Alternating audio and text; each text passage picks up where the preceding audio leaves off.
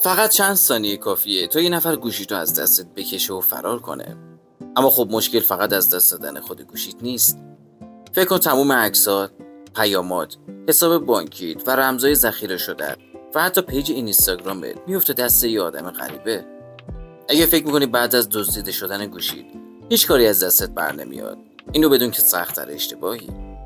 سامسونگ یه قابلیت امنیتی فوق‌العاده اضافه کرده که خیلی از کاربرا حتی از وجودش خبر ندارن. قابلیتی که میتونه قبل از اینی که سارق به اطلاعات دسترسی پیدا کنه، گوشی رو برات قفل کنه. امروز قراره این قابلیت رو با هم فعال کنیم و آخر ویدیو هم یه تنظیم امنیتی دیگه بهت نشون میدم که اگه فعالش نکنی نصف امنیت گوشیت از بین میره. پس ازت دعوت میکنم حتما تا آخر ویدیو با من همراه باشی. سلام عزیزان، به کانال اسمارت تک خوش اومدید. امروز با هم دیگه یکی از مهمترین قابلیت‌های امنیتی سامسونگ رو بررسی میکنیم.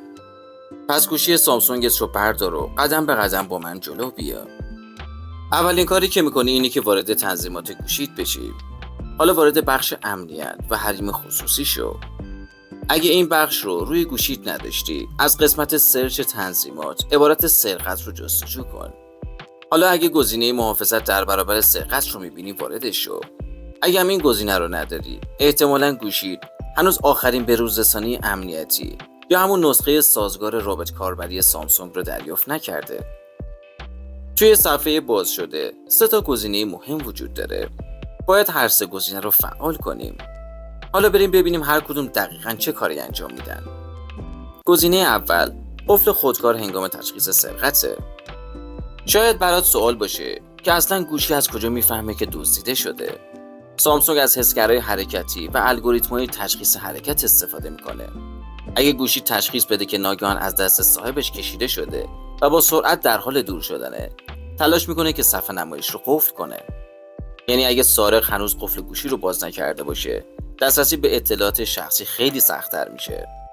البته این قابلیت همیشه توی همه شرایط عمل نمیکنه و نباید جایگزین رمز قوی یا سایر تنظیمات امنیتی بشه. اما خب میتونه توی خیلی از سناریوها زمان ارزشمندی برای محافظت از اطلاعات ایجاد کنه. در نهایت حالا این گزینه رو باید فعال کنی. ولی خب صبر کن، این مهمترین گزینه نیست. گزینه بعدی از اینم جالب تره. چون حتی اگه دزد اینترنت گوشی رو قطع کنه، بازم سامسونگ براش یه نقشه کشیده. حالا بریم سراغ گزینه دوم. اسم این گزینه قفل خودکار هنگام آفلاین شدن گوشیه. میتونیم این بخش رو با یه سوال آغاز کنیم. اگه یه دزد گوشی رو بدزده، به نظرت اولین کاری که انجام میده چیه؟ خیلی‌ها فکر میکنن مستقیم میره سراغ عکس‌ها یا برنامه‌ها. اما معمولاً اولین کار اینه که اینترنت گوشی رو قطع میکنه یا دستگاه رو از شبکه خارج میکنه تا نتونی مکانش رو پیدا کنی. سامسونگ دقیقاً برای همین سناریو این قابلیت رو طراحی کرده. اگه گوشی برای مدتی آفلاین بشه و شرایط مشخصی براش برقرار نباشه، صفحه دستگاه میتونه قفل بشه تا دسترسی غیر مجاز سخت‌تر بشه. پس حتما این گزینه رو هم فعال کن. اما هنوز بهترین قسمت داستان مونده. قابلیتی که اگه گوشی دستت هم نباشه، بازم میتونی تا حدی از اطلاعاتت محافظت کنی. اونم گزینه سوم یا همون قفل کردن گوشی از راه دوره. فرض کن که گوشیت از دستت رفته و دیگه بهش هم دسترسی نداری. اگه این قابلیت روی گوشیت و حساب پشتیبانت باشه، میتونی از راه دور درخواست قفل شدن گوشی رو ثبت کنی. این یعنی حتی اگه دستگاه دست شخص دیگه‌ای هم باشه، همچنان شانسی بیشتری برای محافظت از اطلاعاتت داری. پس بنابراین حتما این گزینه رو هم فعال کنید. الان هر 3 قابلیت رو فعال کردیم، ولی خب یه اشتباه بزرگ هم اینجا وجود داره که خیلی از کاربرا انجامش میدن و همین باعث میشه با فعال بودن این قابلیت ها هم اطلاعاتشون توی خطر باشه. اشتباه اول اینه که اگه هنوز رمز گوشید 1 2 3 4 یا 4 تا 0 یا حتی تاریخ تولدته، همین الان عوضش کن. چون اولین چیزی که هر سارق امتحان میکنه همین رمزهای ساده است. از یه رمز حداقل 6 رقمی استفاده کن که اونم متشکل از رقم و حروف باشه.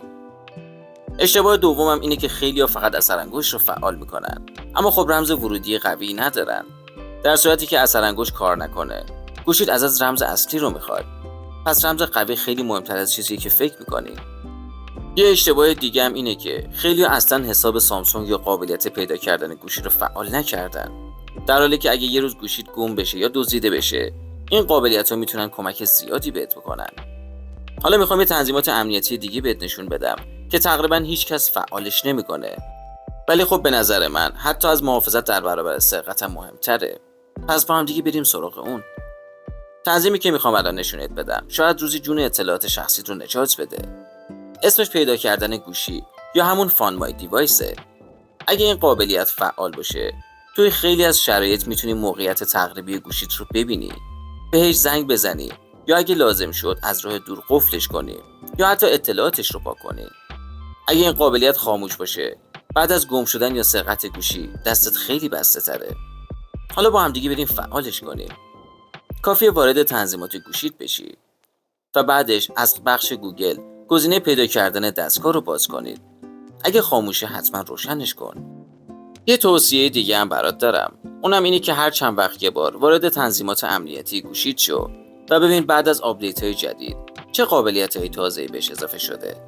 سامسونگ توی هر به‌روزرسانی امکانات امنیتی جدیدی اضافه میکنه، اما خب خیلی از کاربرا هیچ وقت سراغشون نمیرن. در نهایت امروز با همدیگه 3 تا قابلیت مهم امنیتی رو فعال کردیم. اولیش همون قفل خودکار هنگام تشخیص سرقت بود. دومیش قفل خودکار هنگام آفلاین شدن گوشی بود. سومیش هم قفل کردن گوشی از راه دور. و در کنار اون قابلیت پیدا کردن گوشی رو هم با همدیگه بررسی کردیم. شاید هیچ وقت به این قابلیت‌ها نیاز پیدا نکنیم، اما خب اگه فقط یه بار گوشیت گم یا دزدیده بشه، همون چند دقیقه‌ای که امروز برای فعال کردنشون گذاشتی میتونه از اطلاعات شخصی و حتی حسابهای کاربریت محافظت کنه. اگه این ویدیو برات مفید بود، حتما یه لایک پای ویدیو برام بزن.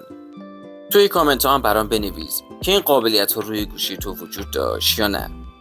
در نهایت اگه دوست داری ترفندهای جدید، کاربردی و کمتر دیده شده سامسونگ و اندروید رو یاد بگیری، حتما کانال اسمارت تک رو سابسکرایب کن، چون ویدیوهای بعدی دقیقاً از همون چیزاییه که خیلی از کاربرا هنوز ازش خبر ندارن.